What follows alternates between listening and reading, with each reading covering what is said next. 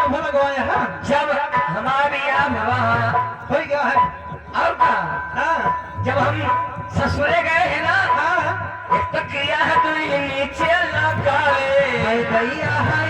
कैसे उड़ावे एक तो किया नीचे लगावे पर लगावे बल्ले बल्ले मछली और प्यारे